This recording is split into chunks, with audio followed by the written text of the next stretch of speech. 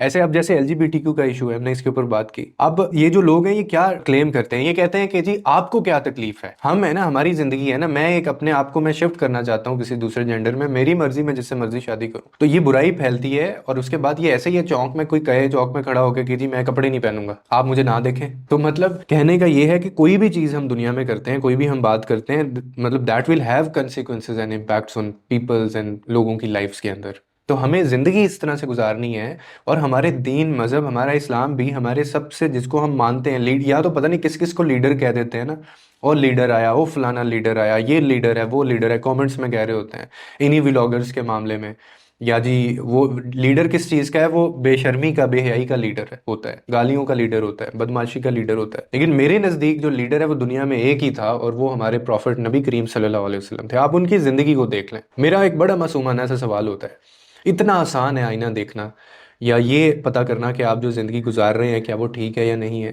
क्या वो उसके मुताबिक है जो सुन्नत रसूल हम जिसको कहते हैं, और हम बाउंड हैं उसको फॉलो करने के लिए, और उसका फ़ायदा ही है हमें, जो अमली नमूना है पूरी हमारे लिए नहीं, पूरी कायनात के लिए। आप उनकी ज़िंदगी को देख लें, क्या वो इस तरह से उन्होंने क्या ज़िंदगी गुजारी है, क्या उन्होंने इन चीज़ों को प्रमोट किया है, क्या उन्होंने शादियों को इस तरह से कहा कि लेविश किस्म की हों, क्या उन्होंने अपनी जो ज़िंदगी गुजारी है क्या वो इंतहाई सादगी से नहीं गुजारी, क्या उन्होंने लोगों की जो मदद की है उसको शो ऑफ किया है, तस्वीरें खींची हैं आटे की बोरी दिखा दिखा के, क्या उन्होंने अगर किसी के ऊपर कोई एहसान किया है तो क्या वो जताया ज़िंदगी में। मतलब पूरी एक लिस्ट है, आप उनकी ज़िंदगी पढ़ें तो सही आप कि उन्होंने ज़िंदगी गुजारी कैसे, आपको सबक मिल जाएगा, आपको फ़ौरन पता चल जाएगा मैं मैरिड के ऊपर या मैं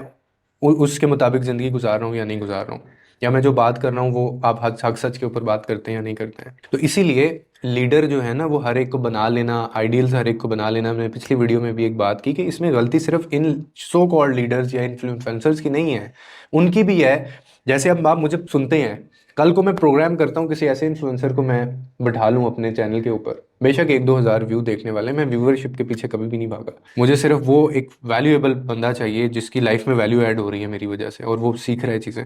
मैं अब कल को इसी चैनल के ऊपर आपको एक ऐसे बंदे का इंटरव्यू नज़र आ जाए जो टिकटॉकर है बहुत पाए दर्जे का, और उसका किस चीज़ में एक्सपर्टीज़ है कि वो पैसा बहुत बनाता है, या वो गालियाँ बड़ी अच्छी देता है, वो मैच बड़ा अच्छा लाइव खेलता है, या वो शेयर बड़े खींचता है, या इसके अलावा और बहुत सारे लोग हैं। तो मैंने उसको क्या किया, मैंने उसको प्रमोट कर दिया ना। अब आप कहेंगे यार उमर ताहिर के लिए अगर ये आइडियल है तो वो मैं ये हम भी इसकी इज्जत करें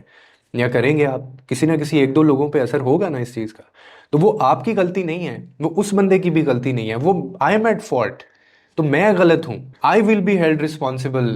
उसमें मैं भी उतना ही रिस्पॉन्सिबल हूँगा कि भाई तुमने उसको, तुम क्यों लेके आए, तुमने उसको इतनी हाइप इंपॉर्टेंस क्यों दी। तो इसीलिए ये मामला यहाँ से शुरू नहीं हुआ, ये मामला वहाँ से शुरू हुआ जब ये अपने गवर्नमेंट ऑफिशियल्स के जो बच्चे हैं उनके बच्चों के ये आइडियल्स बने, और उन्होंने अपने अम्मा अब्बा या अपने बड़ों से उन्होंने कहा कि मुझे जी रजब भट्ट के साथ प्रोग्राम करना है, मुझे डकी भाई के साथ प्रोग्राम करना है, क्योंकि मैंने भी चैनल बनाया, ज़रा वो भी आगे जाए लोग, क्योंकि इनको देखते हैं, इनके साथ साथ मुझे भी देख लेंगे। और उन्होंने अपनी गाड़ी दुकानदारी उन्होंने चलाने की कोशिश की कि वो लाइमलाइट में आए, फिर वो स्लो मूव वाली वीडियोस बनी कि वो ऐसे ऐसे करते हाथ मारते आ रहे हैं, कैमराज उनके ऊपर वो सारे लेंस लगे हुए हैं। तो आप क्या दिखा रहे हैं, आप अपना आप तो दिखा रहे हैं, लेकिन आप साथ साथ उस बंदे को भी, वो उनकी नज़र में अब वो आइडियल ही है जो ऐसा जहन आपको देख रहा है जिसकी अपनी कोई जजमेंट नहीं है, जो बच्चे हैं देखने वाले, बच्चों से मुराद कि जो 18 से 25-26 के दरमियान में आते हैं।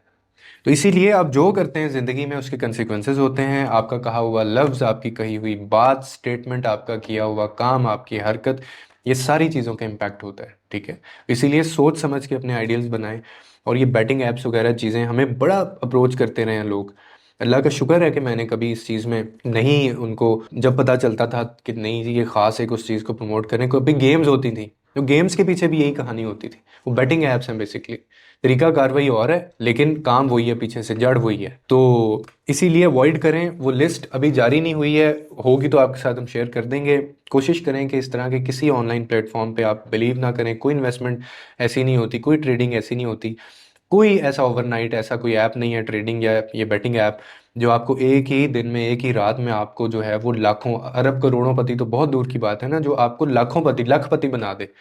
ऐसा कोई ऐप नहीं है, ऐसी कोई प्लेटफॉर्म नहीं है। मुझे इस चैनल पे 6 साल हो गए, 5 से 6 साल। ठीक है, ये जो उमर ताहिर टॉक्स है, आप कंटेंट देख लें पीछे जाके, सारा व्यूअरशिप इसकी देख लें आप। और इस चैनल के बाद, इस चैनल से मैं आज ही बात कर रहा हूँ,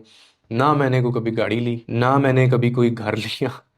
ना इतने बने बने इसलिए नहीं कि हम तो कंटेंट ही हमारा ऐसा है जो पैसों के लिए नहीं है, ठीक है। मैं आज ही कल से मैं इसका शिफ्ट कर दूं, मैं व्लॉगिंग पे आ जाऊं, मैं अपना लाइफस्टाइल दिखाना शुरू कर दूं आपको, या मैं लोगों को रोस्ट करना शुरू कर दूं, तो डोंट यू थिंक कि 3,50,000 से ज़्यादा वाला चैनल यूट्यूब पे, और उस पे आप sorry I have to use this word, उस पे आप चवले मारना शुरू कर दें या खच्चे मारना शुरू कर दें आप, तो क्या लोग नहीं देखेंगे? क्या मैं पैसा नहीं बना सकता? बना सकता हूँ, और आपको वो चीज़ें दिखा भी सकता हूँ। लेकिन अगेन बात ये होती है कि आप कहाँ से आ रहे हैं, आपका ख़ानदान क्या है, आपकी नस्ल क्या है, आपकी अपब्रिंगिंग क्या हुई है, आपका ब्रॉटअप किसने किया, आपका बाप कौन था, उसका बाप कौन था, उसका बाप कौन था। तो ऐसे ही नहीं कहते कि नस्ल बड़ी ज़रूरी होती है देखनी, ठीक है, तो बंदे बंदे का फ़र्क होता है। तो thank you so much for being with me, support करने के लिए। और जो गिने चुने लोग हमें सुनते हैं, मैं उनका बहुत शुक्रगुजार हूँ,